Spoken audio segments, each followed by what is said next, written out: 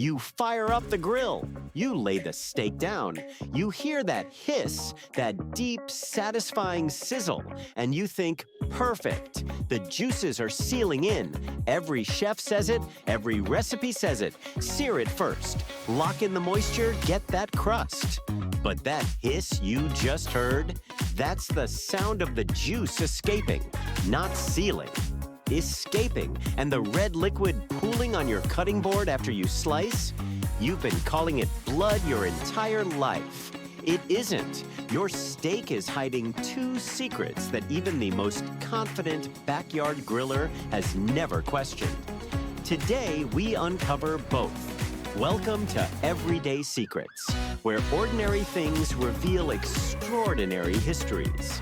Every backyard griller believes that searing creates a crust that locks the juices inside. It seems logical. The surface goes brown and tight. It looks sealed, but it is almost completely wrong. Here's where the story starts, not in a kitchen, but in a chemistry laboratory in Gießen, Germany, in 1847. Justus von Liebig was born in 1803 in Darmstadt. He became one of the most influential chemists of the 19th century, the man who helped create modern agricultural chemistry and changed how the world understood food. But he also made one spectacular mistake. In 1847, Liebig published a book called Researches on the Chemistry of Food. In it, he argued that exposing meat to high heat would cause the surface proteins to harden into a protective seal, one that would trap all the juices inside. Sear it hard and fast, he wrote, and everything flavorful stays locked in. The idea spread immediately. Auguste Escoffier, the man running the kitchens of the Savoy and the Carlton in London, the chef who invented peach melba for an opera singer and was called the Emperor of Chefs by Kaiser Wilhelm II himself, read it and believed it completely. He built it into the foundations of classical French cuisine. And for the next 150 years, every cooking school, every recipe book, and every confident backyard griller repeated it as established fact. When raw meat makes contact with high heat, the amino acids and natural sugars inside react with each other at temperatures above 280 degrees Fahrenheit. This reaction, called the Maillard reaction, first described by French chemist Louis-Camille Maillard in 1912, creates over 1,000 new flavor compounds simultaneously. The deep brown crust, the caramelized aroma that fills the backyard, the color you recognize as perfectly cooked. That part is real. But the sealing? That part is pure mysticism. Meat is roughly 70% water, held inside thousands of tiny muscle fibers. When heat hits those fibers, they contract and push the water out every single time, no matter how hard the sear. Think of it like squeezing a wet sponge. The harder you press, the more comes out.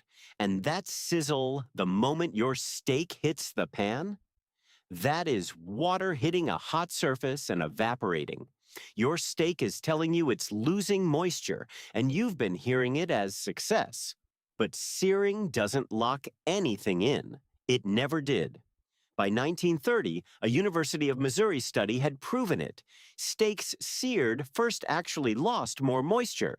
Food scientist Harold McGee later called it the biggest myth in cooking, one he spent decades trying to correct. Liebig's mistake survived 175 years because Escoffier believed it, and because the result still tastes extraordinary for a completely different reason than the one everyone thought.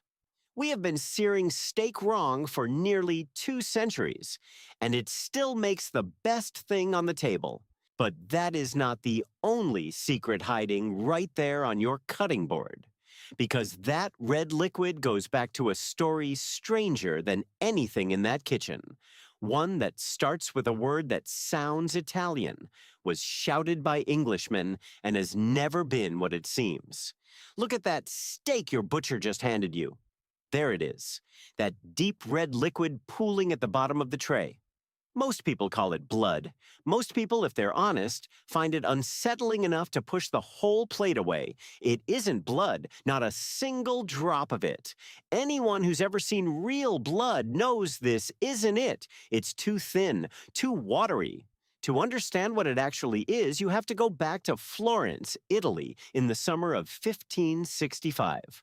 The Medici family, the most powerful dynasty in Renaissance Europe, ruled Florence with money, art, and carefully staged spectacle. Every year on August 10th, the Feast of St. Lawrence, they threw the city a party. Enormous bonfires blazed around the Basilica of San Lorenzo. Whole oxen were brought in from the Chiana Valley, massive white animals, the largest cattle breed in the world. The meat was roasted over open fires and handed to the people of Florence by the Medici themselves, a ritual of power dressed up as generosity. At one of these feasts, a group of English knights was present in the piazza. They watched the meat come off the fire. They tasted it, and they wanted more. So they did what Englishmen apparently always do abroad. They shouted in their own language. "Beefsteak! Beefsteak!" The Florentines heard it. They mimicked it. And the word bistecca was born, the name for the most iconic dish in Italian cuisine. Phonetically, nothing more than an English phrase, preserved in amber since the Renaissance. Here is where the story flips entirely. The Chianina cattle at the heart of this story are not just old. Columella, a Roman agricultural writer, described them around 55 AD, massive, white, built for power. The same breed that stood in Roman triumphal processions, grazing in that valley for at least 2,200 years before that feast in 1565. The word for the most Italian of steaks came from England.